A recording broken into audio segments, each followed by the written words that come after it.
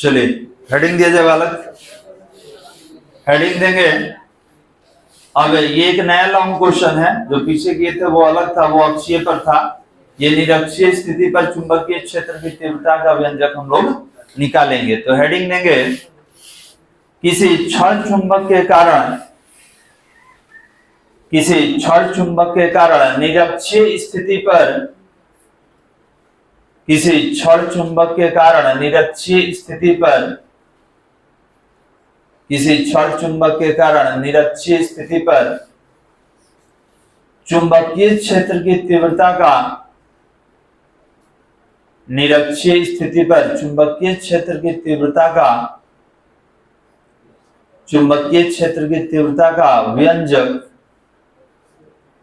चुंबकीय क्षेत्र की तीव्रता का व्यंजक हो गया वाला।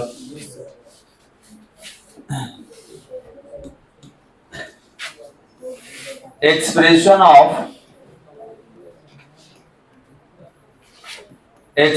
Of magnetic field intensity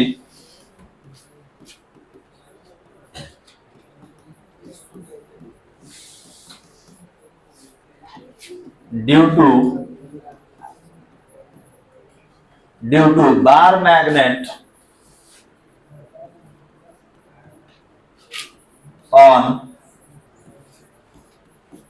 on equatorial position, due to bar magnet on equatorial position। तो जो निरक्षीय आप लिखे हैं उसको इक्वेटोरियल पोजीशन कहा जाता है, और क्षण चुंबक को चुंबकीय द्विध्रुवी कहा जाता है। तो अगर हेडिंग में अगर परिवर्तन किया जाए और बोला जाए कि चुंबकीय द्विध्रुव के कारण निरक्षीय स्थिति पर तीव्रता बताइए, तो यही होगा वाला। सबसे पहले इसका डायग्राम समझना होगा और इसके बाद इसका लैंग्वेज हम लोग लिखेंगे। चलिए हटा दे इसको, ठीक। डायग्राम समझिएगा और डायग्राम समझ के पहले लैंग्वेज लिखेंगे, तब डायग्राम हम लोग बनाएंगे।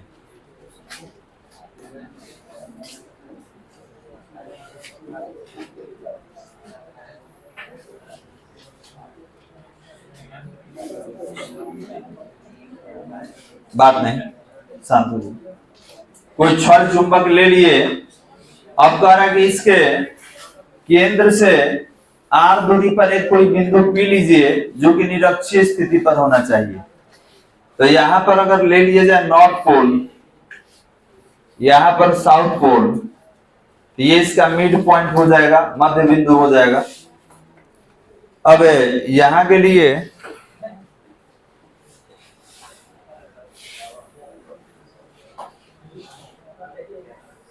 कुछ दूरी पर, बात नहीं, कुछ दूरी पर हम लोग बिंदु P ले लेंगे और इस P बिंदु पर, इस P बिंदु पर चुंबकीय क्षेत्र का तीव्रता हमको निकालना है। निरक्षीय स्थिति क्या है? तो चुंबकीय अक्ष के लंबवत जो स्थिति होता है उसी को निरक्षीय कहा जाता है। ये बताइए कि अगर ये मूल बिंदु O है तो ये दूरी आपका L होगा और ये भी दूरी आपका L होगा, टोटल 2L होता है। आपसे कहा गया कि दोनों के लिए यहां पर तीव्रता निकालिए, नॉर्थ पोल के लिए, साउथ पोल के लिए। तो मान लेते हैं कि यहां जो चुंबक रखा है ये इधर नॉर्थ पोल ही होगा, पीछे वाले में भी नॉर्थ लिए थे। तो यहां अगर नॉर्थ रखा जाए तो नॉर्थ नॉर्थ में क्या होगा? प्रतिकर्षण। तो देखिए यहां पे अगर इस नॉर्थ पोल के लिए यहां निकालेंगे, तो नॉर्थ पोल के लिए निकालेंगे तो क्या होगा?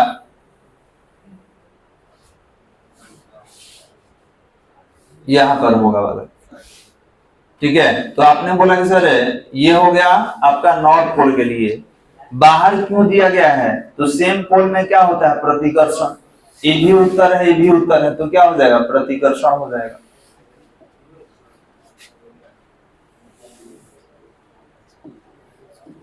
इसको यहां से लिया,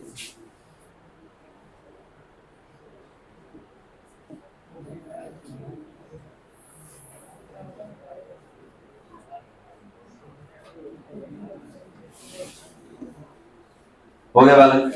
तो ये बताइए कि ये क्या है, तो आप कहेंगे ये B1 है। अब पीछे भी B1 लिए थे हम लोग।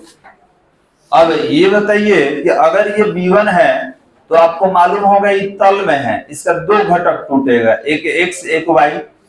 तो सबसे पहले हम क्या करेंगे, यहां पर इसको हटाइए,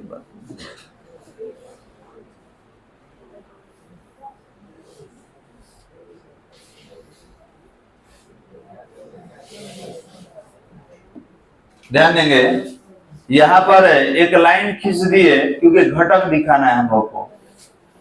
और अगर इसका घटक लिखना हो तो अगर ये B1 है तो ध्यान देंगे ये कितना कोण बनाया है इसके साथ, थीटा।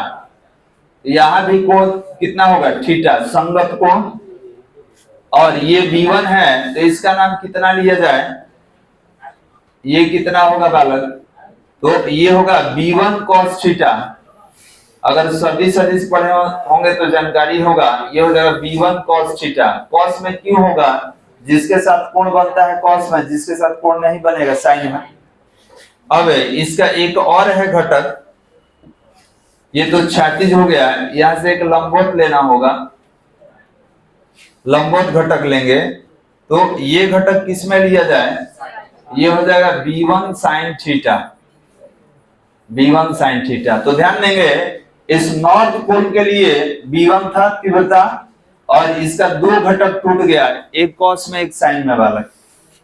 ठीक है, एक आपका cos में टूट गया यहाँ पर, ठीक है, और एक रहा आपका sin। और ये बताइए अब किसके कारण निकालेंगे, साउथ के कारण निकालेंगे। तो इसके लिए अगर निकालिएगा, अगर इसके लिए यहां से निकाले हम लोग,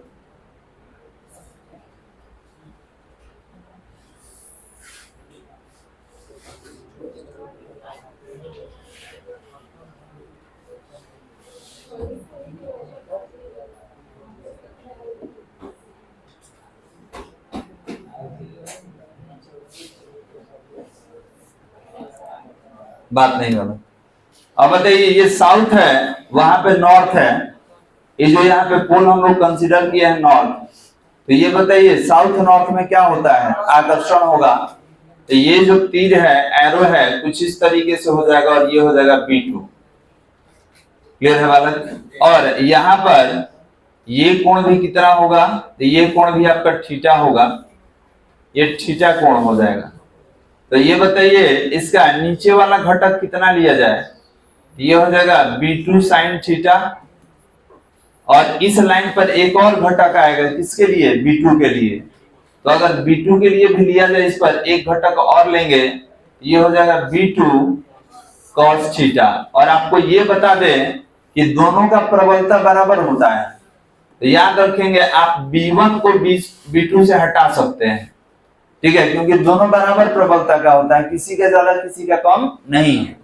तो आप कहेंगे कि सर इन दोनों को हम B1 cos थीटा लिख सकते हैं या B2 cos थीटा। तो जो भी आपको लिखना रहे आप लिख सकते हैं, कोई दिक्कत नहीं है। ठीक है, इसको इस दोनों को हटा के हम लोग क्या लिख सकते हैं, तो B भी लिख सकते हैं। ठीक है, कि B1 भी B है और B2 भी B है, तो आप किसी को हटा सकते हैं, कोई दिक्कत नहीं है बालक, याद रखिएगा। ये सारा क्या है आपका इक्वल है। अब यहां से आप कहेंगे सर ये दूरी बता दीजिए, क्योंकि अगर आप यहाँ पर बल निकाले हैं तो ये दूरी भी होना चाहिए। तो अगर आपसे पूछा जाए कि बताइए मूल बिंदु से कितना दूरी पर है, तो ये मूल बिंदु से r दूरी पर होगा। ठीक है, मतलब ये जो पॉइंट है, ठीक है, ये डिस्टेंस हम लोग यहां से ले रहे हैं, ये कितना, यहां से कितना दूरी पर है, r। तो ये बताइए कि अगर ये आपका l है और ये r है, तो ये कितना होगा, कर्ण कितना होगा। अगर आपका ये लंब जो है r है और आधार l है, तो कर्ण कितना होगा, √r² प्लस l²।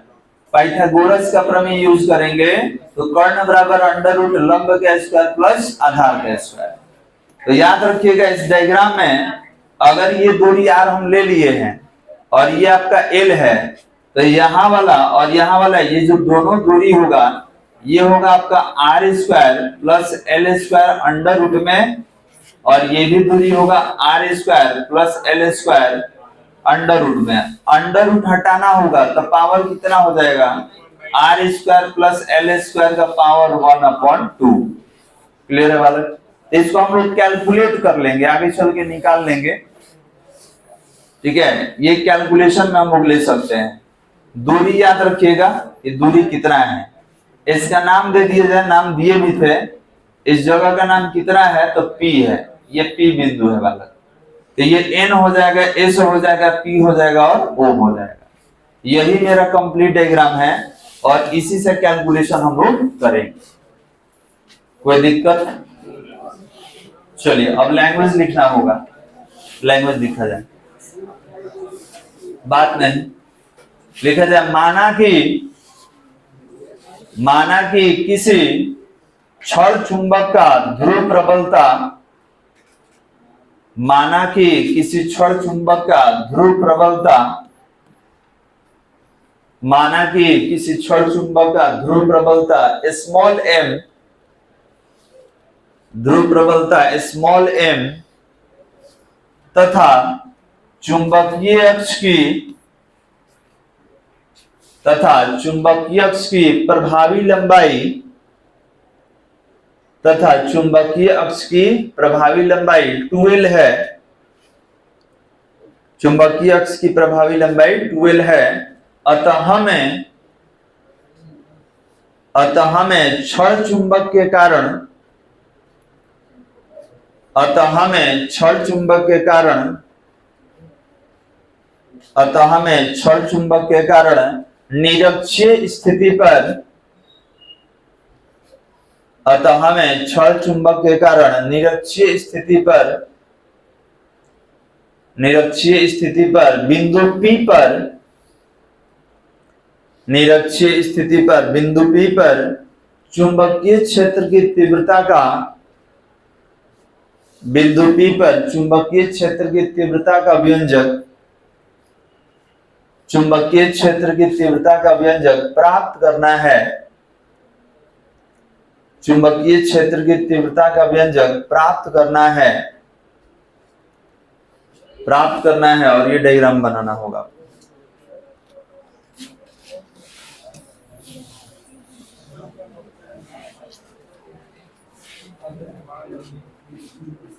बड़ा कर दिया जाए इसको।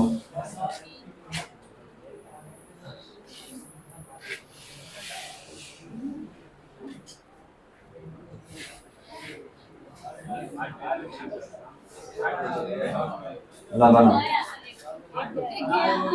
कौन गए, क्या हो गया?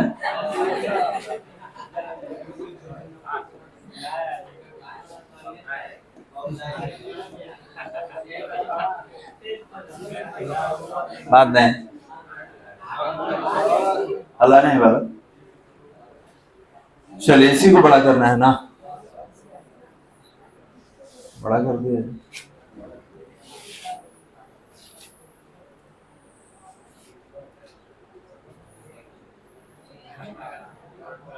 एक काम बोला, एक काम सेंट्रलाइज कर देता नहीं तो बना ला,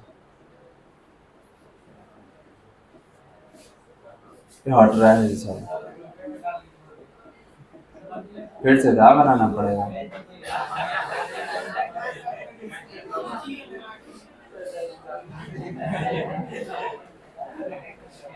चल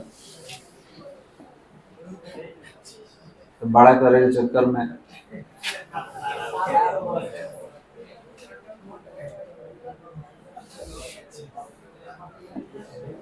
बना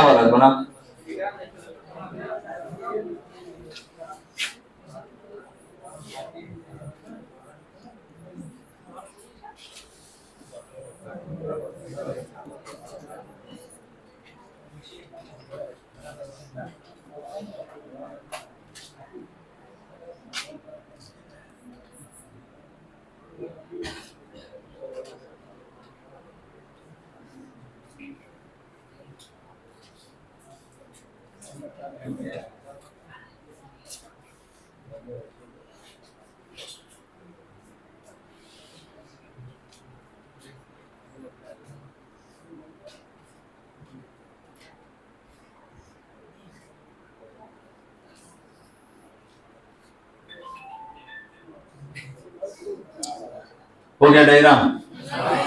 जल्दी इसके बारे में निकालना है, कैलकुलेशन करना है इसको।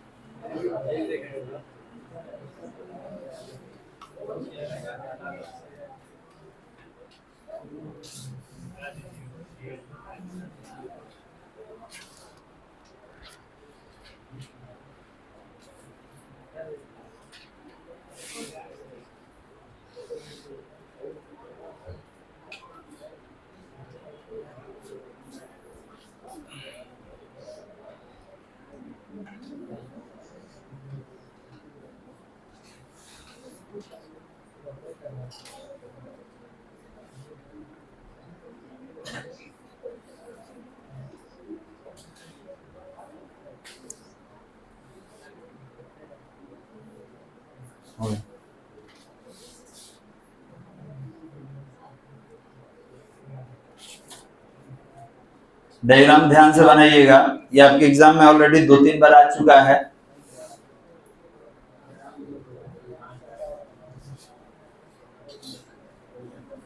और ये बिल्कुल विद्युतीय जैसा है, वहां भी हम लोग यही डायग्राम बनाए थे, वहां पर आवेश लेके बनाए थे, यहाँ पर ध्रुव प्रबलता लेके बना रहे हैं। अब इसके बारे में कुछ लिखना होगा लैंग्वेज। पी बिंदु पर कितना बल आपको दिख रहा है बालक? 4 बल है, B1 sin theta, B2 sin theta, B1 cos theta और B2 cos थीटा। तो ध्यान देंगे इसमें B1 sin theta B2 sin theta को न्यूट्रलाइज कर देगा, निरस्त कर देगा। क्यों? क्योंकि परिमाण में बराबर और दिशा में विपरीत है। ऊपर और नीचे वाला बल एक दूसरे को समाप्त कर लेगा, तो परिणामी बल कौन बताएगा? यही दोनों।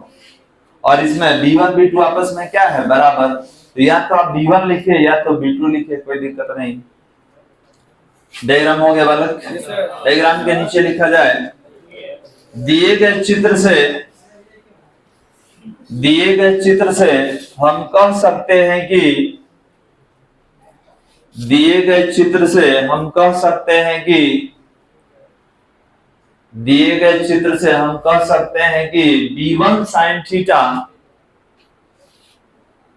B1 sin थीटा एवं B2 sin theta, B1 sin theta एवं B2 sin थीटा परिमाण में बराबर, B1 sin थीटा एवं B2 sin थीटा परिमाण में बराबर एवं दिशा में विपरीत है,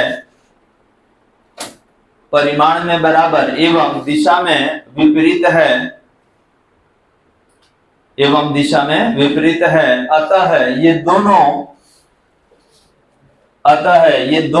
एक दूसरे को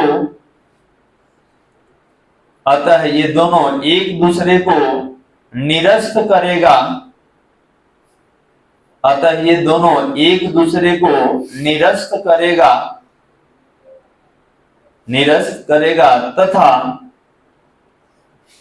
तथा P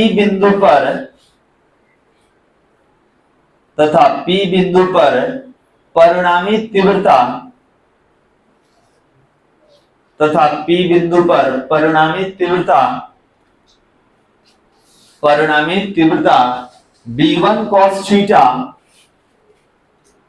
तथा P बिंदु पर परिणामी तीव्रता B1 cos थीटा तथा B2 cos थीटा के योगफल से B1 cos थीटा तथा B2 cos थीटा के योगफल से B1 cos थीटा तथा B2 cos थीटा के योगफल से प्राप्त होगा, पैराग्राफ चेंज करके।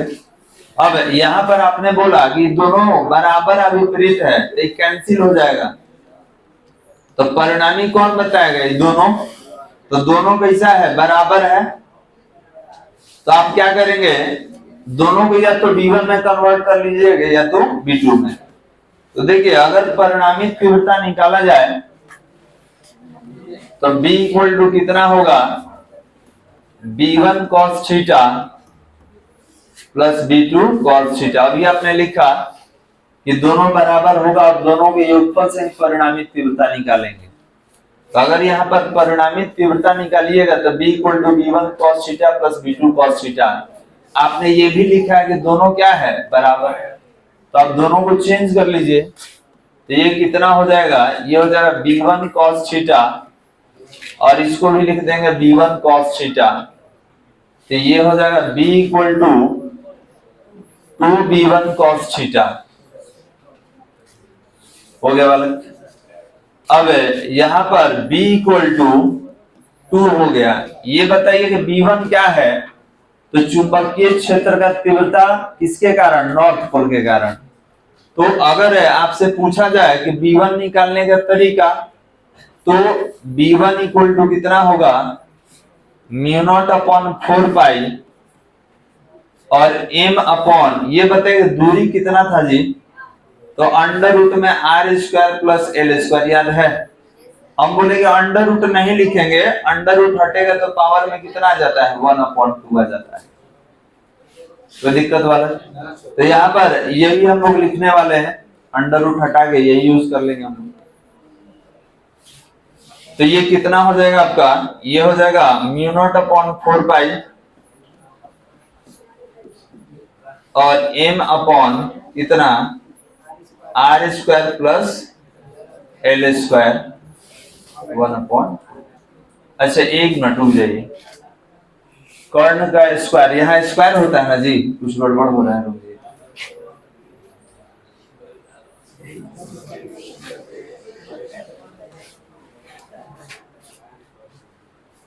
चलिए देखिए, यहाँ पर दूरी का वर्ग हमको लेना है, दूरी का वर्ग। तो अगर यहाँ पर कर्ण निकाले यहां से यहां तक, इसका नाम हम लोग P दिए थे, इसका जो नाम है P है। तो अगर आपसे कहा जाए कि NP कितना होगा, ध्यान देंगे NP कितना होगा, तो आप कहिएगा ये आपका कर्ण है, तो कर्ण बराबर होता है अंडर रूट लंब स्क्वायर प्लस आधार स्क्वायर। लेकिन हमको NP का स्क्वायर चाहिए क्योंकि दूरी का वर्ग हमको लेना है। तो NP का जब स्क्वायर करेंगे, ध्यान देंगे, तो इसका भी क्या हो जाएगा, इसका भी स्क्वायर हो जाएगा। और जब रूट का स्क्वायर हटता है तो रूट का स्क्वायर कीजिएगा तो रूट क्या हो जाएगा, हट जाएगा। तो यहाँ पर यही गड़बड़ हो रहा था वाला।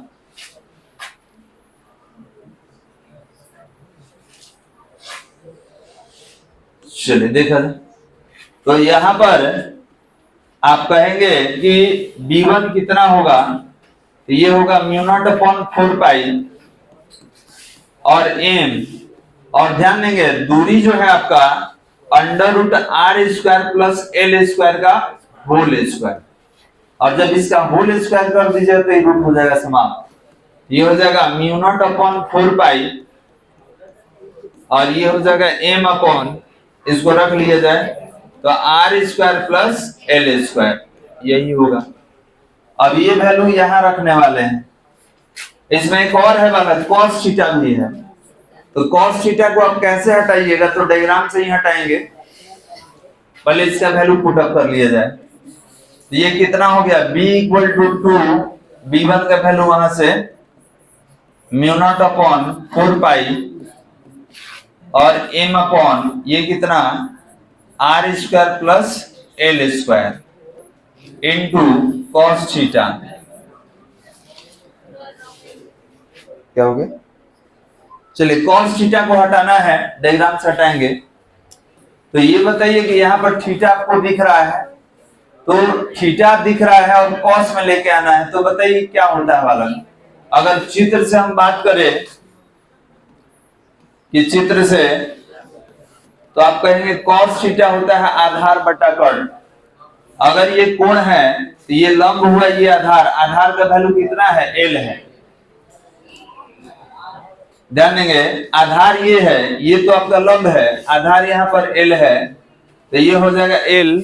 और कर्ण कितना है वाला, ये तो कर्ण है अंडर रूट में, तो अंडर रूट हटाइएगा तो R square plus L square का पावर 1/2। तो cos थीटा की जगह पे ये यूज करने वाले हैं। cos थीटा कहां से निकाले हैं, चित्र से निकाले हैं। तो यही हमें, यही जो एंगल निकाले हैं यहां पर लिखने वाले हैं, ध्यान दीजिएगा। यहां पर लिखेंगे कि cos थीटा कैसे हटाया जाएगा। तो यहां लिखेंगे चित्र से कॉस थीटा जो होगा ये होगा आधार बटा कर्ण, बात नहीं, और आधार L है और कर्ण जो है आपका R square plus L square, ये अंडर रूट में था लेकिन अंडर रूट हटाएंगे तो इसका जो पावर है ये 1/2 हो जाएगा। यही वैल्यू वहां रख के हटाना है। यहां लिखेंगे पुनः है b इक्वल टू कितना था बालक 2 μ0/4 पाई m अपॉन नीचे r square plus l square, और cos थीटा के जगह पर यह आएगा l upon r square plus l square का पावर 1/2। क्लियर बालक? चलिए आप बताइए बालक, हाँ बताओ, ये r square plus l square into r square plus l square का पावर 1/2, ये दोनों को जोड़ेंगे तो कितना हो जाएगा बताइए? ये दोनों को जोड़ा जाएगा तो इसका रिजल्ट कितना आएगा जोड़ने के बाद? बोलो।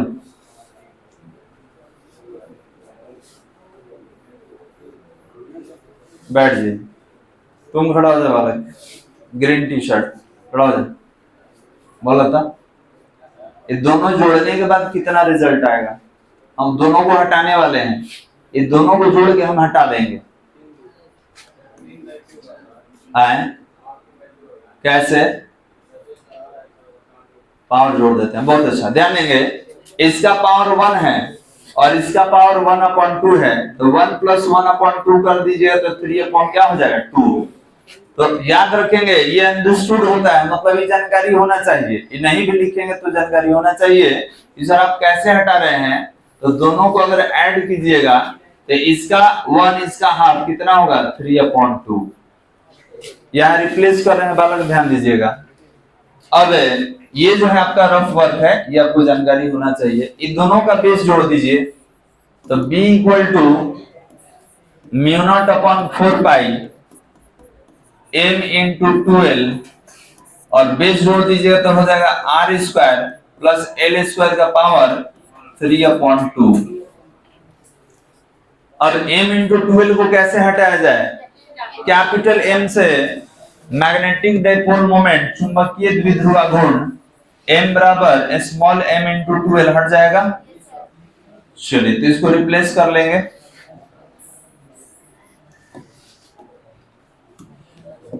तो यहां पर ये रहा वाला b = μ0/4 पाई और ये हो जाएगा m upon r square plus l square का एक्सपोनेंट 3/2। कोई दिक्कत वाला के यहां तक? ये हटा दे रहे हैं, समझने के लिए था।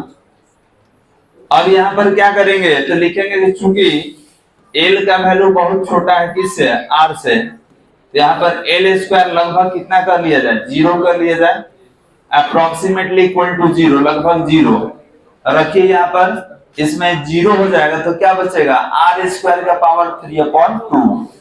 ये हो जाएगा b = μ0/4 पाई और ये m हो जाएगा r स्क्वायर का एक्सपोनेंट 3/2। 2 से 2 कैंसिल हो जाएगा बालक, ये 2 कैंसिल हो जाएगा। तो आपका जो रिजल्ट है ये रहा b = μ0/4 पाई और m/r³। पीछे समीकरण कितना था देख ले रहे हैं, इसमें समीकरण नहीं ना निकला है, पहले ही हो जाएगा। पहले वाले में इसमें क्या अंतर है, उसमें 2m/r³ था और इसमें क्या है m/r³। यहां से लिखना है वाला।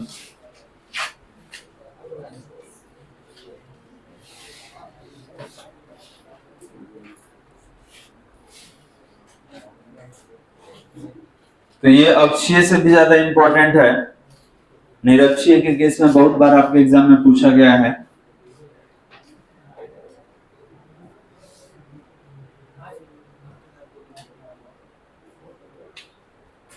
और ये जो कैलकुलेशन हम लोग किए हैं यहाँ पर cos थीटा, आप डायग्राम के पास भी निकाल सकते हैं, लेकिन यहाँ निकालने का पर्पस ये था कि सर cos क्यों निकाल रहे हैं, तो यहाँ सामने cos है इसीलिए cos हम लोग बगल में निकाले। डायग्राम के साथ भी हम लोग cos निकाल सकते थे।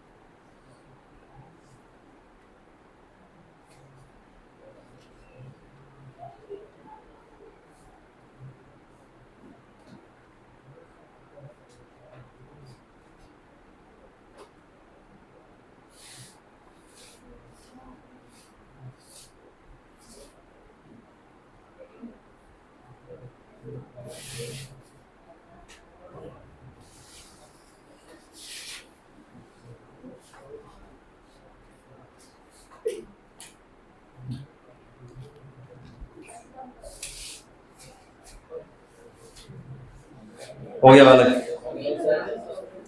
लिखिए जरा।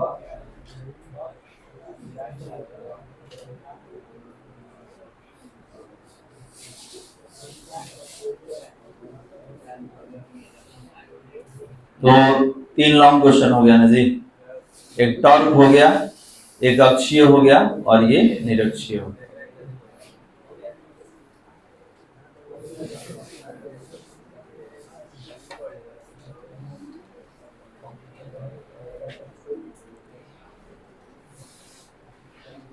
हो गया वाला, चलिए नेक्स्ट।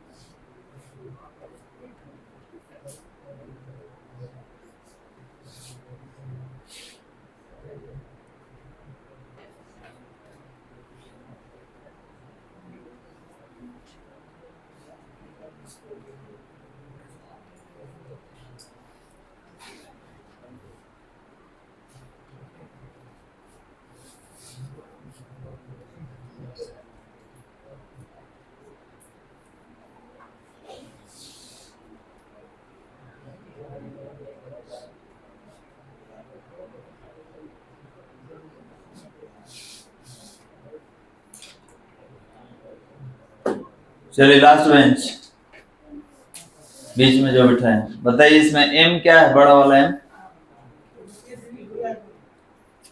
आर क्या है,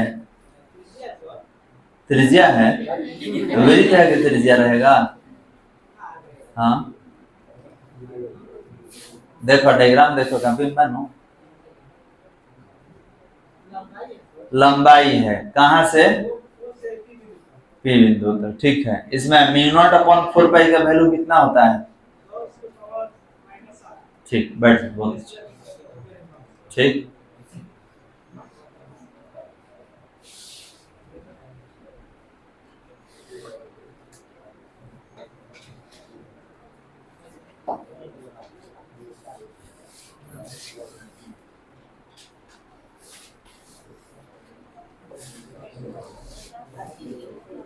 हो गया वाला, लैंग्वेज लिखा जाए। समीकरण एक किसी छड़ चुंबक के कारण, समीकरण एक किसी छड़ चुंबक के कारण, किसी छड़ चुंबक के कारण निरक्षीय स्थिति पर किसी क्षण चुंबक के कारण निरक्षीय स्थिति पर चुंबकीय क्षेत्र की तीव्रता का निरक्षीय स्थिति पर चुंबकीय क्षेत्र की तीव्रता का आवश्यक व्यंजक है। चुंबकीय क्षेत्र की तीव्रता का आवश्यक व्यंजक है। हो गया बालक?